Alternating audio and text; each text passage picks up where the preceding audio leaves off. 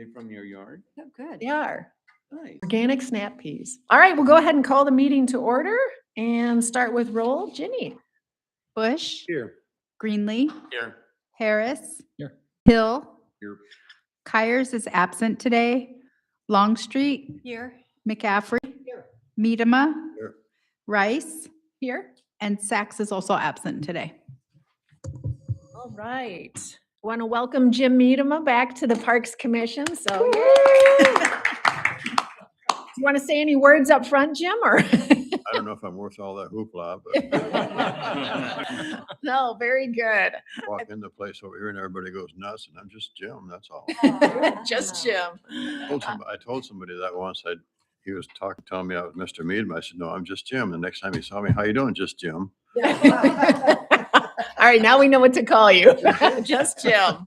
All right, well, welcome. All right, we will move down. We don't have any additions or deletions to the agenda, and we will go on to the May 20th regular meeting minutes. So if anyone would care to make a motion to approve those. So moved. All right, thanks, Lucas. I'll second. Thanks, Bruce. Any questions, edits, additions?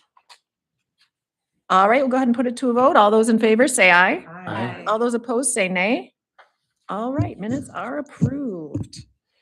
And we had a couple communications in the packet, one from Laura about additional paths and one from Heather about lifeguards at the park. So I think those kind of stand on their own, but unless Jason, you wanted to offer anything As I'm looking additional? at them, I think maybe because the one about the lifeguards, it looks like maybe the one that was included in your material was from 25. The same reporter reached out for an update.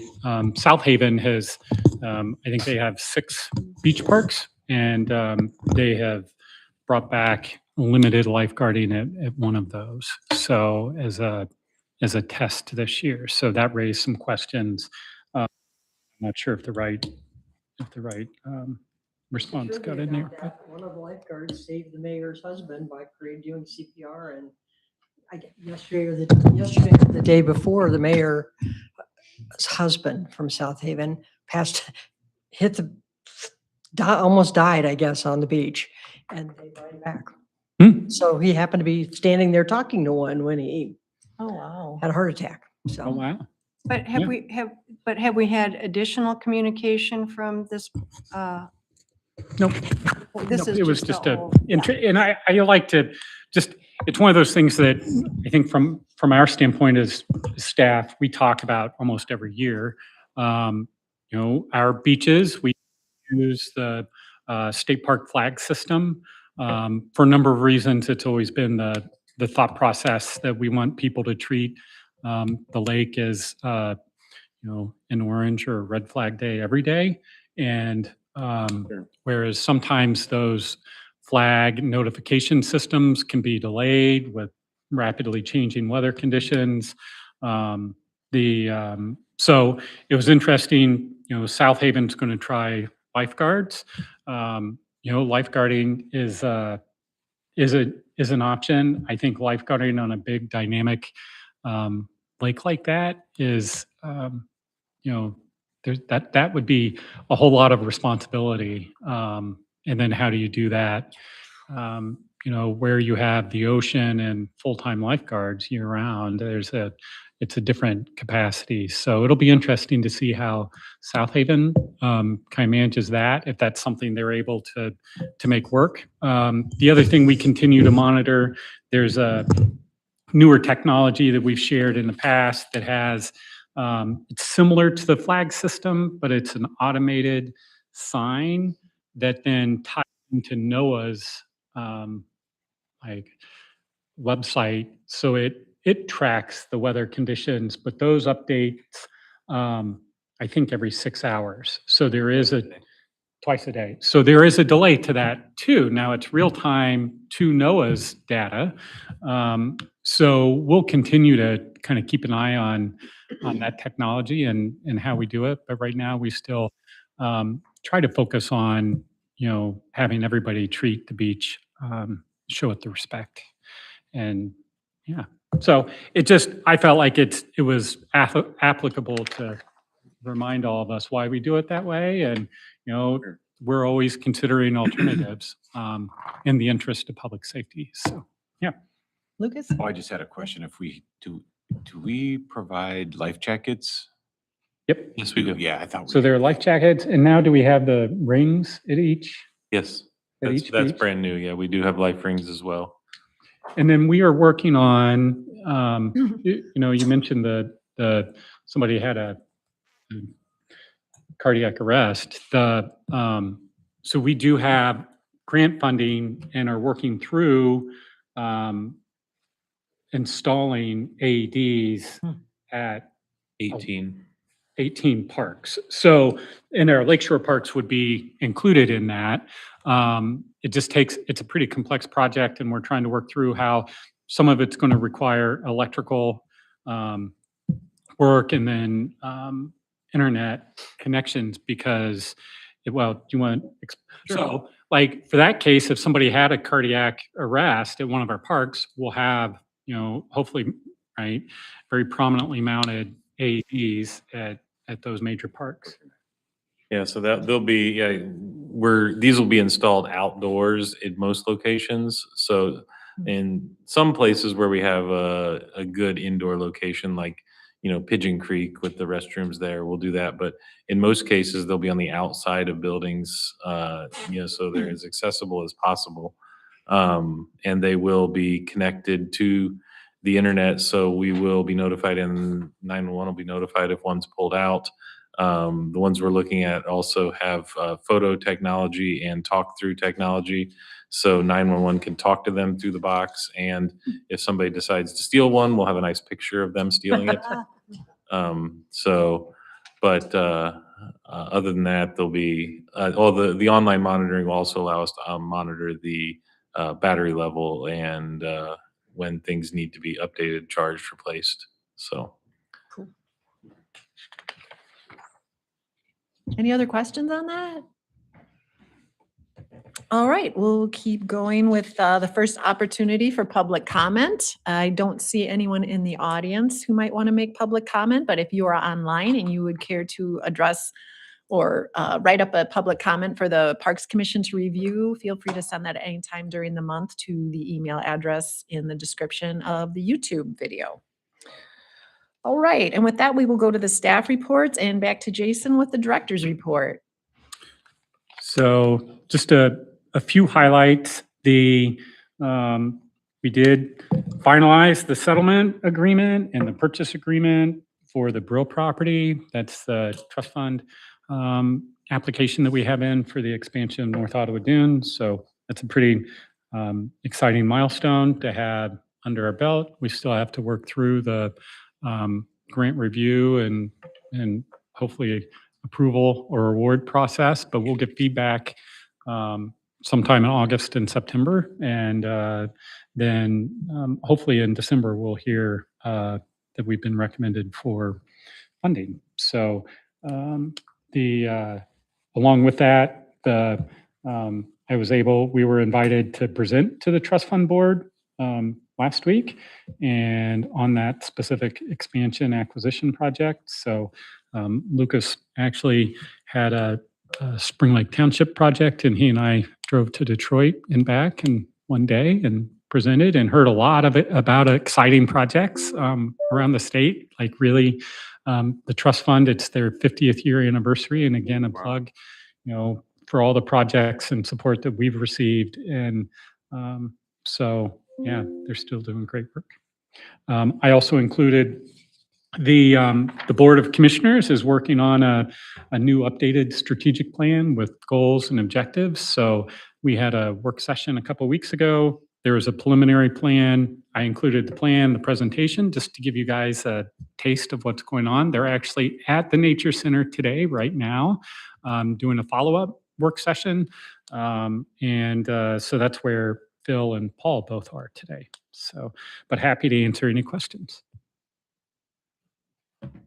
Any questions for Jason? No? All right. I like that they have natural resources called out as part of the county vision statement too. So that's kind of neat there.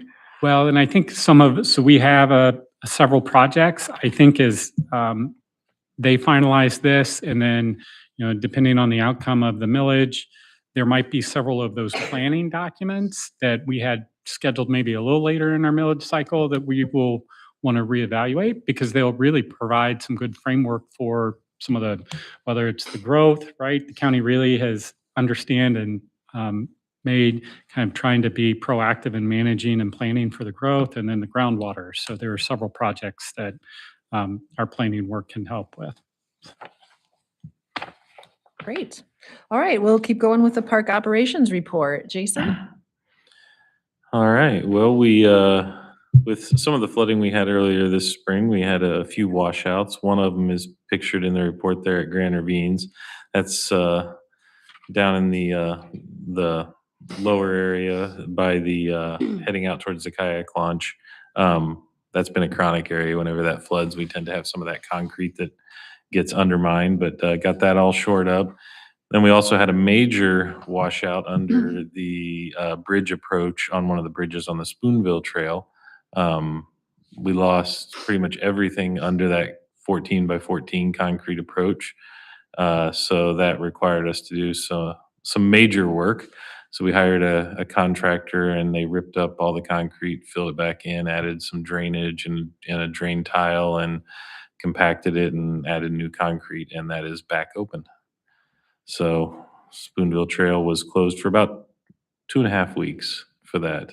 But we got it back open as quickly as possible.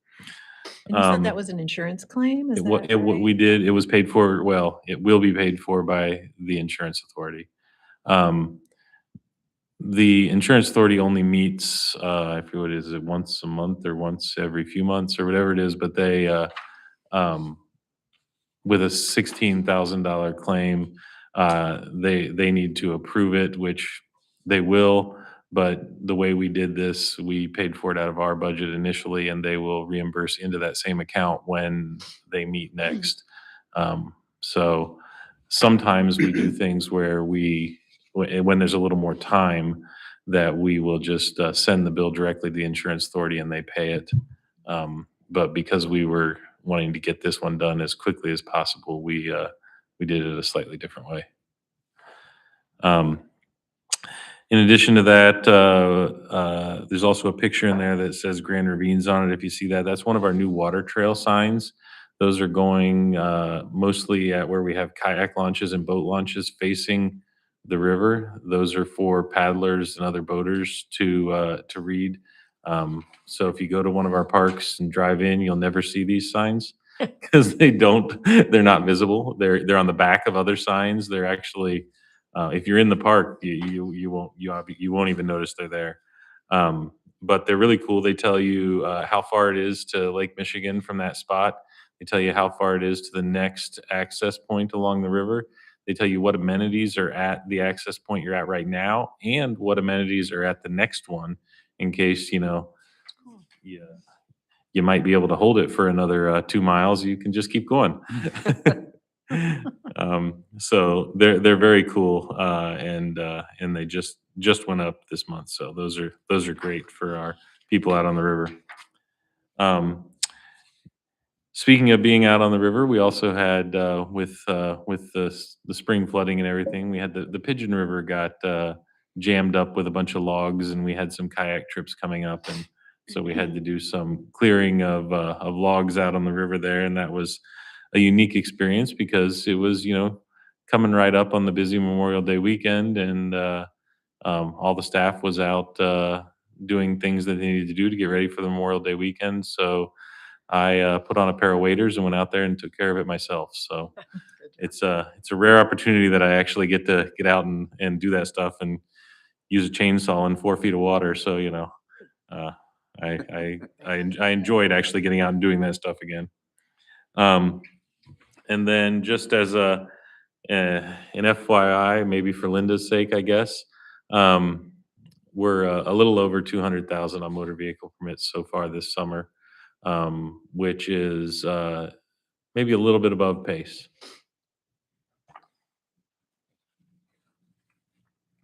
And then you had a question. I got it answered. Oh, yeah. Okay. Nope. Oh, you got your answer already? Yes. Okay. Sorry, yeah, so Perfect. Jason, who donated the life rings? I don't remember, and Jessica's not here either. Was it a organization or individuals or It was an know. individual, I believe. individual? Oh, nice. Okay, great. I wasn't involved with anything other than getting staff to put them in. So I don't know the details of how they came to be. I knew they were donated, but that was, Yeah, that's a great, sorry. great donation. So life vests that have been there, from my recollection, are typically at the parking lot. Am I seeing here that the life rings are all on the beach? Life rings are on the beach. The life jackets, like at North Beach, they're between the parking lot and the beach. At like Kirk Park, Places like they're Olive Shores and where Yeah, there's they're- more of a walk. yeah, they're closer to the parking lot. Yeah, but at like Kirk Park, they're about halfway down the path towards the beach. So they're always going to be between the parking lot and the beach, but depending on the walk, it'll be closer. We take them in every night. And put them back out every morning so they don't sit out in the weather all the time.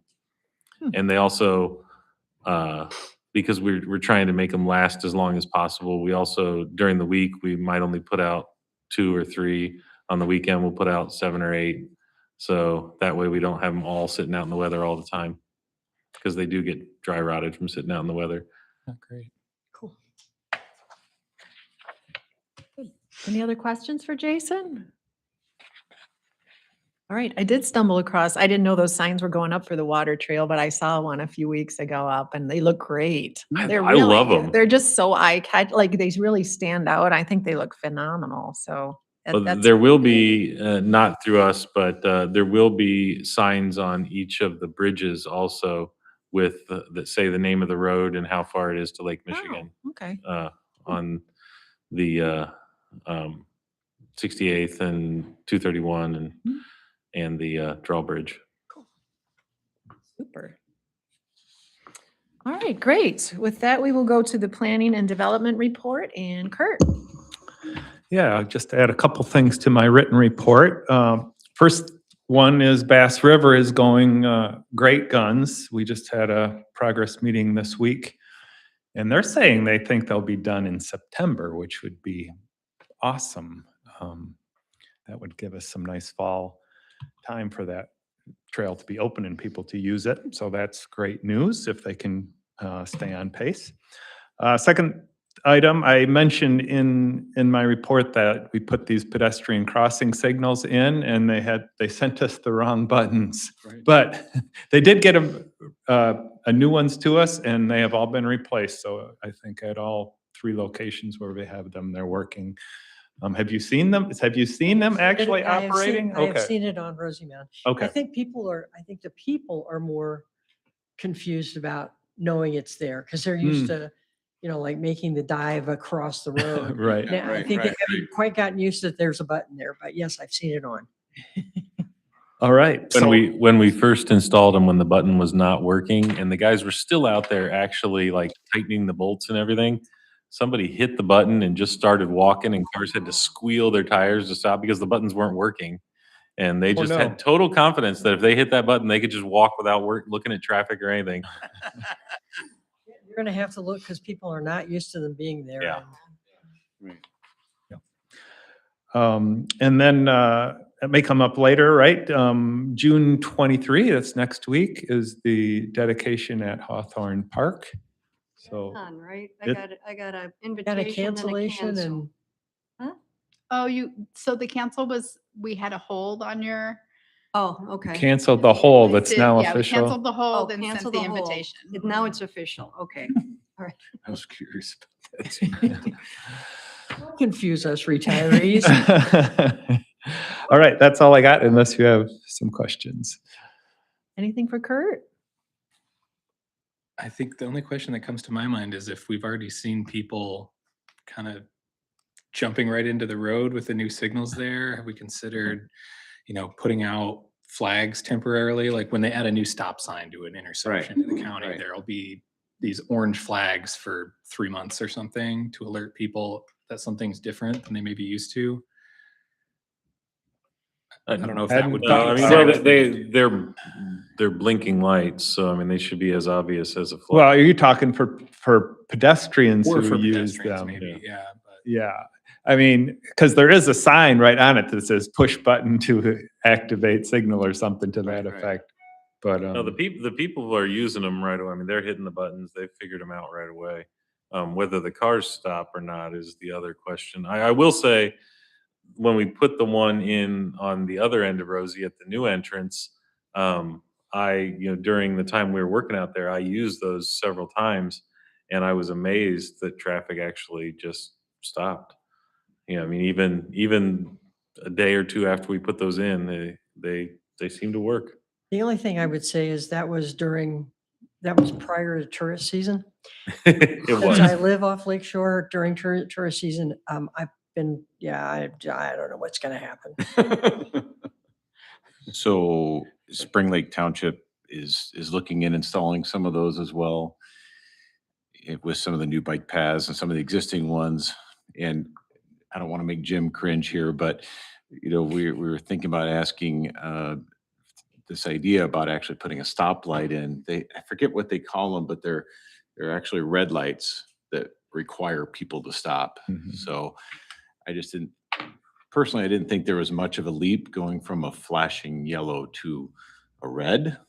It's like instead of a that- suggestion, it's a requirement to stop. Is that activated by the Yep. pedestrian? Yep.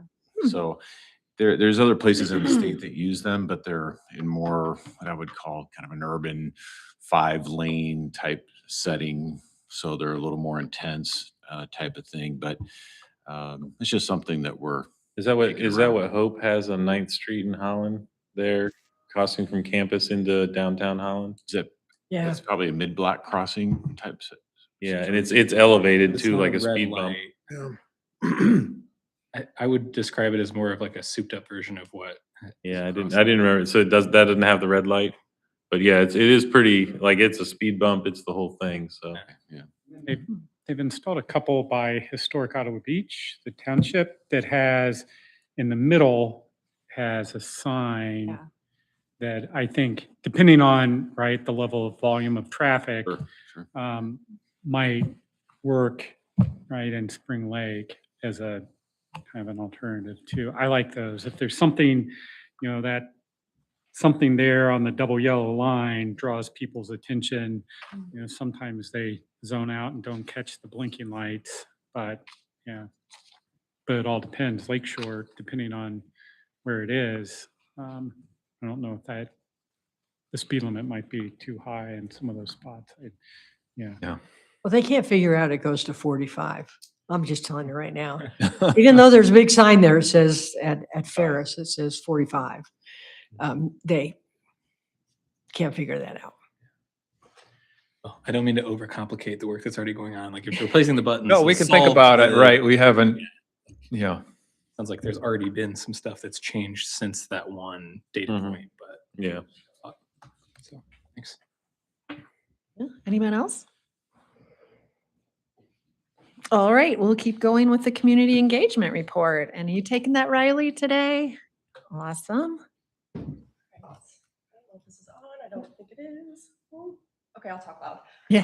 So I really just wanted to draw attention to a figure in there. So we serve 2,000 students in the month of May, and that is context. In a school year, we typically serve 4,800 students. So Wow. that was just an amazing amount of students getting outside that month, and I just really wanted to acknowledge our outdoor educators because we couldn't do it without them, and they had a very, very busy month. So that was just Wow.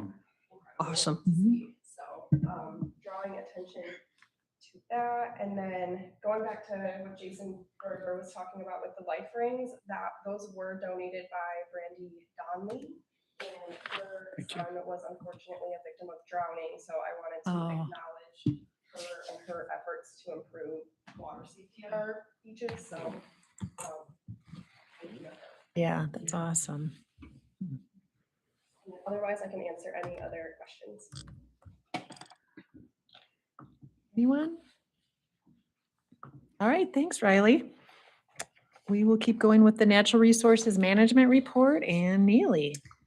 Yeah, so obviously really busy time of year for my field staff as well.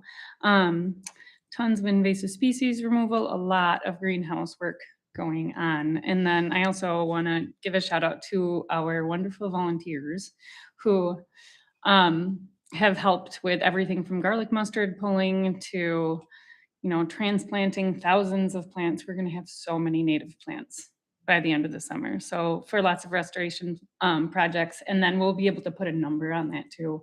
So kind of see how much money that it saves us and having to buy native plants for restoration projects. So it's pretty exciting. Other than that, I would say I would also like to call out the Connected County Park Initiative. So that's been extremely successful. I think we had a ton of people asking about it at the foundation breakfast lunch. So yeah, just really growing with that partnership too. So Tyler and I, and then, folks from DSI, folks from the Conservation District attended all these native plant sales. And really we have overlapping or in very similar missions. So it's been great to work together with a lot of these folks and really, expand and provide access to native plants. I think we've come a long way. So. But if anyone has questions about anything else in my report, including native plants, I'm happy to answer questions. Anything for Neely? All right.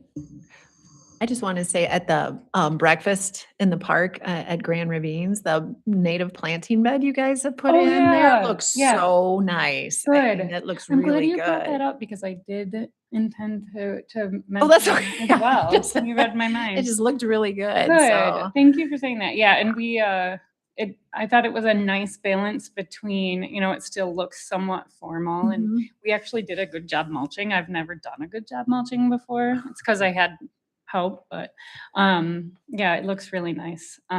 Tyler designed it, so. And there will be a lot more coming up there in the future. So thanks, Kelly. Yeah, super. All right, we will go on with the development report and Katie. All right, first I would just want to say a word of appreciation to all of you who were able to attend the breakfast lunch event last week. Yeah, so thank you so much. It was a great event, wonderful weather and wonderful to see so many folks there. Preliminary numbers are looking good. We're slightly ahead of where we were at this time last year. So that's aside from the actual report that's here. And I don't know that I have anything specific to call out, so I'm happy to answer any questions you all might have regarding the report. I thought the foundation breakfast was awesome. I thought all of you guys did great in your presentations. I know, Jason, you went back to back, from trust fund, one day and then right to the breakfast the next. And I was trying to figure out how you got that put together. Well, I didn't put any, right? Like that's, it just happened to be So the, nice work yeah. there. And Kurt, I really appreciated your presentation too. The top 10 was kind of fun. So, and I thought you wrapped it up nice with that message. So well done. thank you. Anyone else?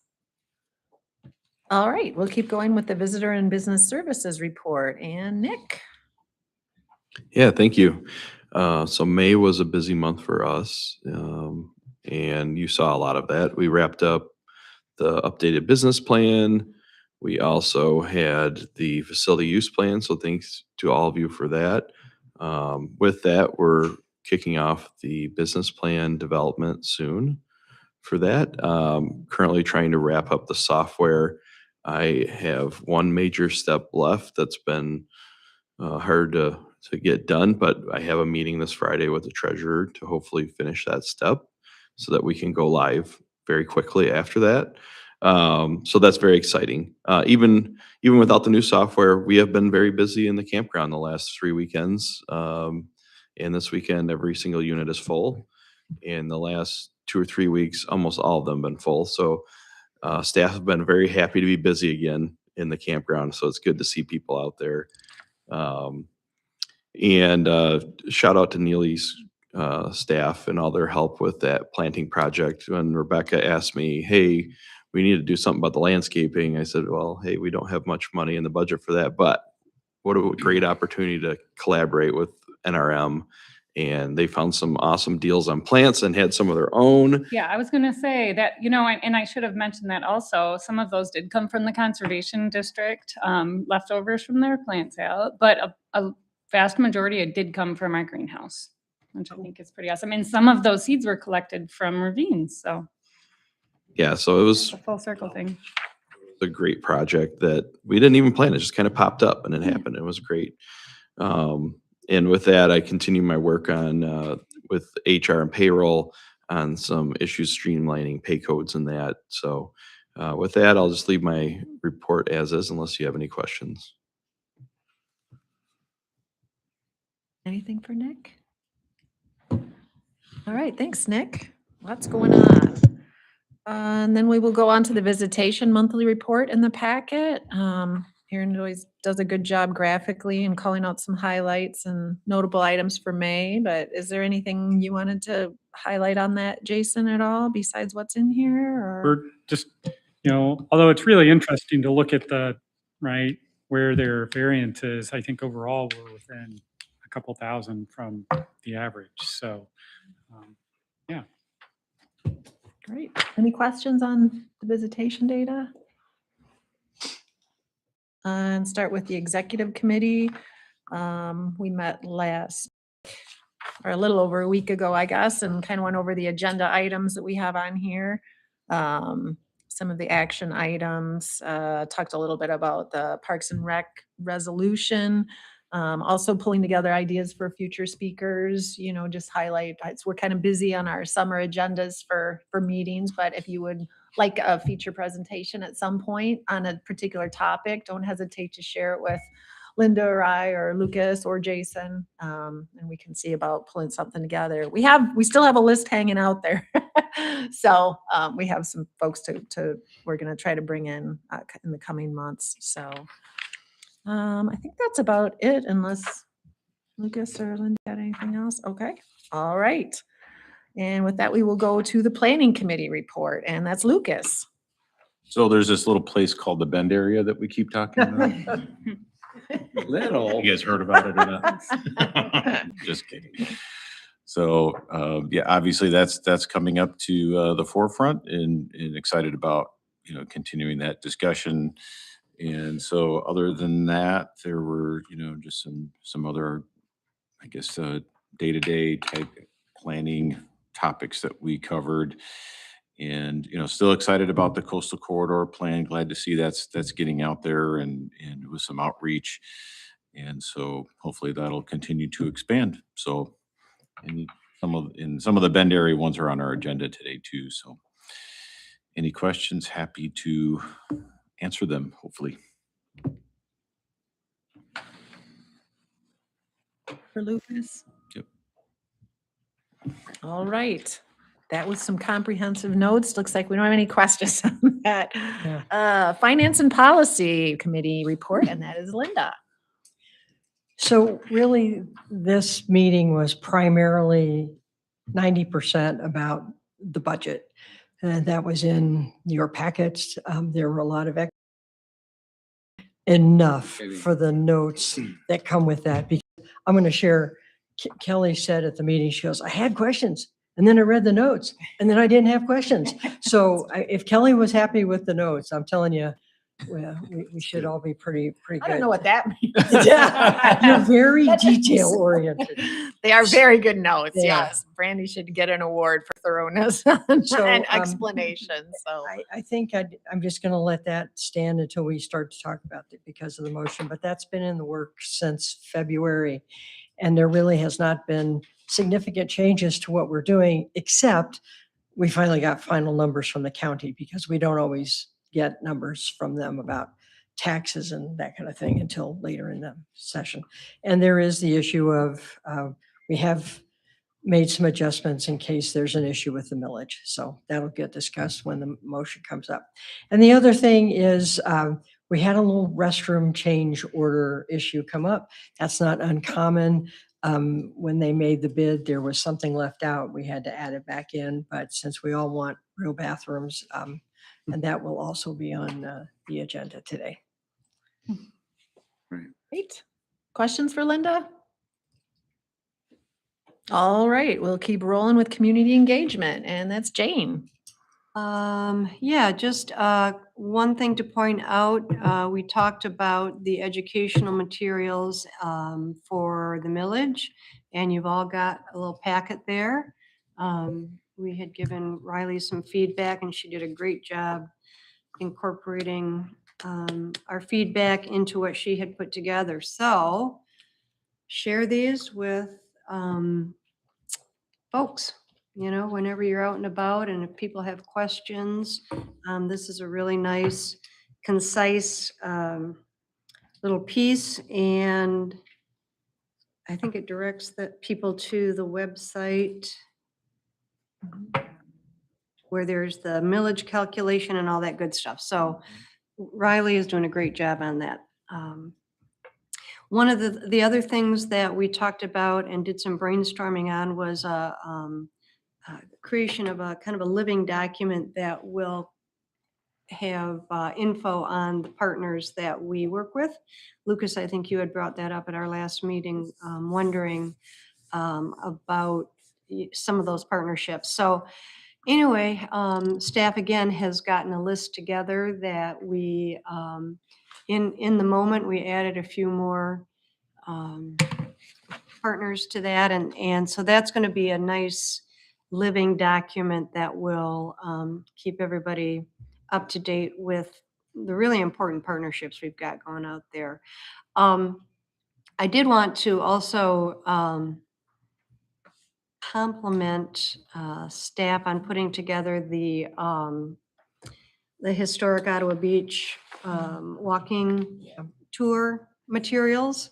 It's like a little mini guide to walking around and getting more info on all those sites. And it's in the packet. So, you can use that the next time you go down to historic Ottawa Beach and walk around, then you'll know even more. So otherwise, the notes summarize what we talked about, and we've got the resolution coming up on our agenda for Parks and Rec Month. So. Yeah, questions for Jane? All right, we will keep going then and have a Ottawa County Parks Foundation update, and that's Martin. Thanks. I think most of the news probably already been covered. Saw a lot of you at the breakfast or lunch last week, which went really well. And I think the main other piece to remind everyone of is the race coming up this Saturday. So if you have any friends or family or yourselves who need something to do, it's supposed to be really nice this weekend. So come out and enjoy the trail. It's nice because as long as you're an early riser, it starts early, and then I think every year we're out of there by like 11 o'clock. Yeah. So, yeah, lots of good. It's fun. It's exciting to see people use the park. There's some entertainment and music and a good MC. So, yeah. Those of you who are at the breakfast know exactly how nice it is in that park in the morning. You could always just show up and stand at the start finish line if you're not signed up for it and just cheer people on, because there's lots of very cool participants of every age, shape, size, some dogs. It's great. Kids, yep, strollers. Bring a cowbell. Yeah, exactly. I think we have some cowbells. Yeah, that there's we some. hand out. Yeah, cheering folks on, attending in any way you want, just being there to support, being in the parks would be wonderful. There's a couple booths with different information. There's some great prizes for the runners that, featuring local artists who have provided prizes for our runners, which is unique to this event, I think. Our partners at Velo Kids will be there with some learning to ride bikes information. And it should just be a wonderful event. We have, I believe, a week ago, I think we had about 400 folks registered. So, and it always picks up a bit more the last couple days as folks realize, oh, it's not going to be raining, I'll register. Yeah. Yeah. I think the foundation's done a really great job making it such a fun atmosphere too. It's just, everybody's just has huge smiles on their faces and it's just really, really fun time for everybody. So good. All right. I think some county commissioners are even on our volunteer list this year, which I is saw exciting to that, see. So I'm yeah. like, yay, that's even very cool. All right. And now we will move on to old business and we have a grant status report. Is there anything we wanted to highlight about that? I know it's So pretty happy to answer thorough. any questions there. I would point out the first one on the very first page. So our friends with Great Lakes Audubon reached out and contacted us about submitting a Sustain Our Great Lakes grant application, restoration grant to expand and improve additional wetlands restoration there at Ottawa Sand. So I don't know if I don't think they've done the full application yet. It's an initial language letter of intent. Yeah. And then if it moves forward, we'll have the Parks Commission take formal action to support it somehow. Yeah, we should know, I think by next month, if they're invited to submit a full proposal.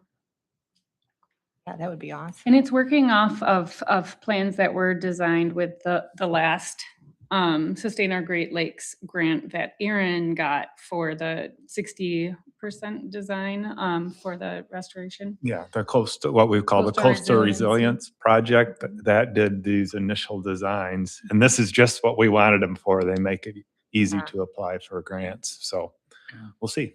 And This wetland complex was all part of the master plan. Yeah, that's true too. It was all part of the master plan. So it's all, yeah, Yeah, so it'll step by be step. expanded interdunal wetlands and then some hemi marsh in there too, which is great for the secretive marsh.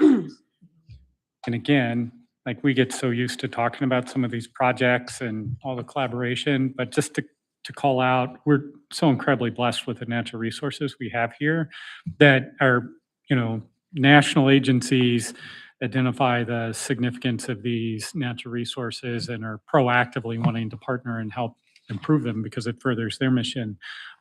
So, it's one of the great things about Ottawa County is we have these resources here, and it's really pretty great to have partners who are, trying to move your projects forward. So Yeah. Super. All right. Any other questions on the grant report from anyone? All right, we will go ahead and move on to new business then. And first item up, which is probably the big one, is the adoption of the 2027 Parks budget. So we have a proposed motion here to approve the budget as presented, if anyone would care to make that, and then we can go do a little bit deeper dive into this. I'll make that motion. Okay, thanks, Linda. Support. Thanks, Jane. All right, Jason, do you want to highlight some things here for folks or? do, but first off, I want to echo some of the other comments. So I think, and Randy, how many budgets does this make for you? It's 4. And I think every year it's been a new format. Is that right? Yeah. So, and Not by so- her choosing. Right? Well, not by any of their choosing, I don't think. But I would say this hands down has been the smoothest process. So I think in large part to Brandy, but then also Jenny. Jenny really helped with kind of stepping in and helping with managing the workflow and getting all the information out to our coordinators. Coordinators spent a lot of time getting the information in. So then Brandy could build it and organize it. I really try to stay out of it until we see where the overall budget is and we have all the revenues and expenses and can really evaluate the long range budget. So I know lots and lots of coordinators, probably everybody put in extra hours and we're here late or doing some hours on weekends trying to get this in to meet our timeline. So it really was truly a team effort. And for me, I think it was really exciting seeing it all be part of a team effort. And so thank you to everybody in making it happen this year. So, because every year it has been a new process. And Before you go into the details, I do want to say, since I've been on the finance committee, I think almost from the beginning, maybe not my first year, this by far, every year you all have gotten so much better. I mean, all of it. And we're getting, the commissioners that are on there are getting used to seeing the information. And so I can't tell you how impressed I am with the work that comes from that, because it just makes it easier for the commissioners to have sensible questions about what's going on. So, And I think from top to bottom, I mean, it's commissioners, our leadership staff being involved, and then rolling down to our park supervisors play a much bigger role in helping prepare and present the budgets to Jason and managing it. And that's been an evolution. And I think organizationally it's working. So yeah, thank you, Linda. So overall, to start out, there's, very detailed. We go through and try to audit. I in particular try to look at any account that we have a variance up or down of 10%. Brandy really goes through each line item and reviews for any anomalies. And then, so we do that. You don't necessarily see it or hear about it unless there's something notable, but just so you're aware, we're constantly trying to audit that. I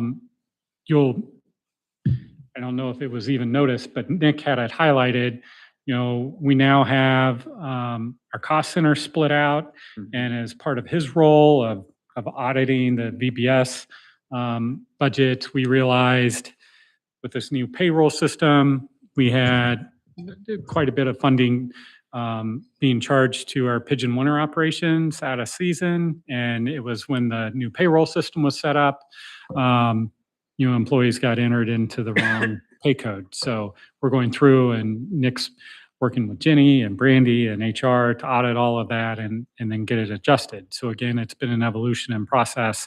But going into this year, really, we have really strong financial reports and documents that then we can count on being reliable moving forward. We have two main funds. So we have what we call our it's a special revenue fund by county standards, but what that means is the Parks Commission with our Parks millage, we have our own special revenue fund that comes in from the Parks millage that's restricted to parks uses. So that's our 208 fund. So when we talk about approving the budget, our general operating budget is from the 208. And then several years ago, we transferred and built out our CIP budget or fund. So that's the 408 capital projects. So we'll look at both of those as we talk about.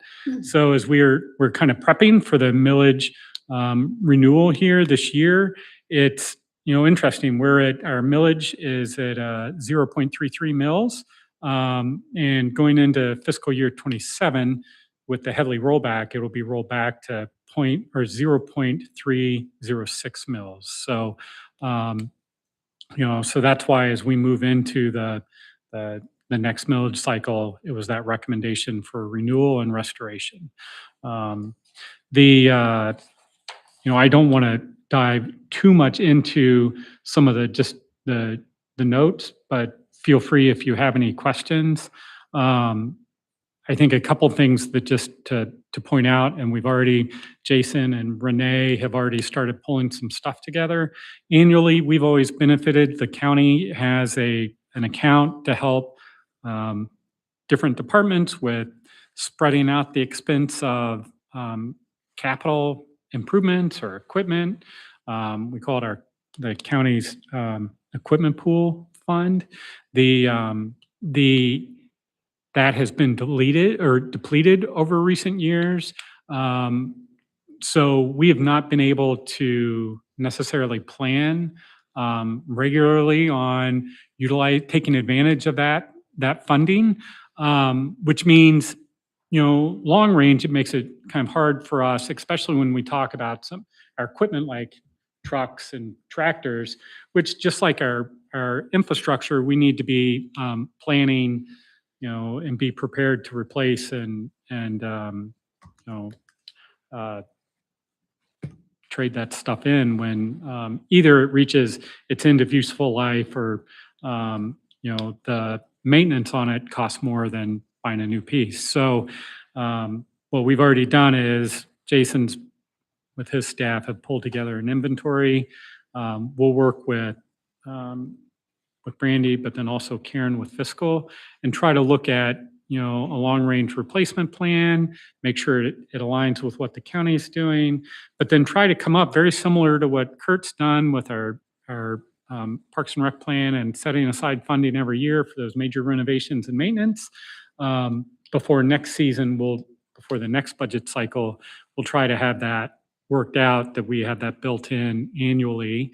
We'll know where we are in the millage and try to then every year have an amount that goes in and is set aside for major, what we would call capital equipment. So, and there will probably either be a policy or, procedures on that provide some guidelines on that we'll work with the commission on. But I think that's one thing. So, right, as always, the work's never done. So our marina bond, we talk about it every year. When we built the marina, we took out a loan on $800,000. So we reach I think in 2028, we reach the point where we can pay off the principal if we so desire. So each year in the notes and then in our long range budget, we kind of call out, we set aside the revenues above the direct operating expenses for the marina. One of the reasons we do that is, we're doing some dredging if we need dredging work or any major renovations or improvements, but also if we would so choose, we could pay that off early and save a little bit of money. So and then I think we try to break out for the Parks Foundation, we try to line item and break out what we're anticipating requesting support for in the next fiscal year. So that includes both capital, but then the operational support that we receive through the various grants. So that's line itemed. And then, I think the major thing that the anomaly this year, knowing that we're going into the end of our millage cycle, is, we have approximately 1.5 million allocated through our Parks and Recreation and Open Space Plan that would be allocated from our operating funding to our CIP funding. What we worked through in conjunction with fiscal, but then in consulting with the Finance and Policy Committee, is holding those except for 100,000, so about 1.4 million, until we see the renewal and restoration and then the increase in November, just out of an abundance of caution. That way, if we would need to pivot, we have the greatest amount of flexibility. We kind of looked at the projects with Kurt and construction timeline. We do want 100,000 so we can get some work going down at historic Ottawa Beach before the end of that season. But that way, we feel really good about that. And so that means then after November, we would come back with a request to allocate funding from our 208 to the 408 to those various CIP or CPM projects. So, and with that, I think that's most of it. So there's a lot of information in there. We tried to, we go into quite a bit of detail with the committees and try to provide opportunities. And part of the goal from our point is we want to be as transparent and, give as much information that the commission feels they need to make informed decisions. So happy to answer any questions. Martin, you look If like you got something. One very specific No, question. great. I was just wondering what the difference is between project, it's like CP 2202 and CPM 37. Okay. Both stairs at Tunnel Park. CP 2202. And then what was the other one? CPM 037. So I don't have it, but I don't have it. in what front of me, was but I the think I know second? the answer. What was the second number? CPM. CPM 037. I think it's where it's accounted for. Yeah. Well, I think we have two Tunnel Park projects. One is the actual stair replacement that's ongoing, but we also have a project to do major renovations at Tunnel Park overall. So I'm thinking that's it. Is that right? Okay. So one's the tunnel deck and stairway reconstruction. So that's the wood deck and stairs. And then the other is the dune run stair replacement. Stairs on east side of the dunes, anticipated completion in 25. So that was a maintenance project, whereas the other one was a, That's an accounting issue we keep having is where things are closed out Right. and where they aren't closed out and where they will be closed out. So sometimes we do have overlap, but it's really, I'm not blaming the finance team or the HR, the treasurer's office, but it has to do with, it's Well, really not. In general, Money the goes in there too. general, the CIP projects are large, new projects, and the CPM are maintaining things that we have that are also going to be large projects, that may or may not be needed in any given year. That's why we have them in that account. So, for instance, we may put in an amount of money for making major repairs to those stairs, and then we don't need it because the stairs are in good condition. And so we'll leave that money in there for a year or 2 or 5 until the days actually needed. So there is a little bit of difference between CIP and the CPM. It's capital projects maintenance versus capital improvement projects. so so our capital improvement projects are all straight from our Parks, Recreation, and Open Space Plan, and they're typically larger, more than 70,000. The CPM are more maintenance projects, so It they're, can be as low as 5,000. but the way we try to classify it is this one-time and major renovations maintenance. And then we like having them split out in the CIP funds. That way it doesn't skew our operating costs on a year-to-year basis. And then it allows us, by putting them into CIP, there are numerous occasions where we might do some repairs to a playground versus replacing all of it. And then but we know in the next, 5 years, we're going to want to replace it all. So we kind of hold it aside. But Kurt, did you? So what was the first one? CPM 037 is the dune stairs itself. Yep. And then CP or CIP. 2202. 2202. So that was one of the first ones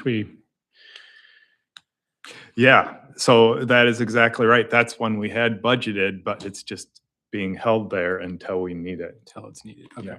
Cool. Yep. But they are two different sets of the stairs, Yes, yes. not the same stairs. would be good to differentiate. Cool. All right. Well, I know finance and policy, what did we go over this 4 or 5 months? So we probably understand this, but maybe folks who aren't. Any other questions on the information that's presented or? Parker wants to say, just trust us, please. Oh, I'm not. Well, no, I think that is it, and the committees have had, right, really a lot of the fine detail, but the goal is to be as transparent as possible and make sure everybody feels good about. Yeah, I really appreciate the budget highlights narrative. That helped me a lot. It's pretty clear. I really appreciate the analysis of the bond, marina bond issue and the ramifications or what that would mean if we paid it off early. So anyway, the summary was very helpful. Whoever put that together, the Pulitzer Committee will be in touch. That's a lot of brandy. Good job, Brandy. Great. Any final questions, comments? And I know we claim Brandy as one of our park staff. There's a whole team of fiscal services folks who help her then also with, pulling together all the information and working with the different divisions and IT and treasurer's office. So, we take pride in claiming Brandy, but there's a whole team, and kudos to them and Karen. We really try to meet their timeline and their schedule to make, because all of our budget then gets rolled right into the county's budget. So, that's why we start in November. So commissioners have an opportunity to review stuff and give input, but we're still meeting the timeline of the county. So. All right, let's go ahead and put it to a vote then. All those in favor, say aye. Aye. All those opposed, say nay. All right, motion carries. And that takes us to 11B, which is the Upper Macatawa Natural Area Change Order. And I know Planning and Finance Committees both reviewed and talked about this a little bit. So if we have a suggested motion there. So move. Okay, thanks, Lucas, and thanks, Joe. All right. Any highlights, Jason, on this? I think Or this Kurt? was really a bit of a technicality in the way the contracting workflow worked. So we just wanted to formally, make sure the Parks Commission understood that there was this adjustment and have an opportunity to approve it. So Kurt, you can. Yeah, that's it. I mean, the simple answer is what Linda said. Yes, we needed to make some change to the contract, which is totally typical for a project this size. In fact, you wouldn't even necessarily see it most of all the time. What happened this time is after we approved the contract at this $681,000, the contract that was presented to the county board actually included these change items already. So we approved two different contracts. So that's why it's a technicality to get it all square. So there's more technical stuff than that, but I think that's all you hopefully need to know to feel comfortable with this. All of it is legitimate extra expense. And as you recall, this bidder was way, way lower than that. And these were a couple of the reasons why. So. All right, final questions? All right, we'll put it to a vote. All those in favor, say aye. Aye. All those opposed, say nay. All right, motion carries. And that brings us to the Idema Explorers Trail Eastmanville segment construction. And we talked about this at planning. So we have a suggested motion there to accept the bid from Georgetown Construction. If anyone would care to make that as written. So move. Okay, thanks, Jane. Support. Okay, thanks, Martin. All right, let's go through this just a little bit, Kurt, for a summary for those folks. Sure. So this is a project that has been literally more than 5 years in the making. In fact, we got an Eagle permit more than 5 years ago that expired. So we had to reapply to do this project. As you recall, we only got one bid on this project, but we've been doing quite a bit of due diligence with them and still feel that it's a reasonable bid and that we should proceed and get this very important segment done, even though it's pretty pricey, but it is right in an area where there's lots of people. I think it's going to make a big impact for the overall trail. So, so we would like to proceed as bid. This one will be there probably will be a change order on this, and you may or may not know about it, depending on how big it is.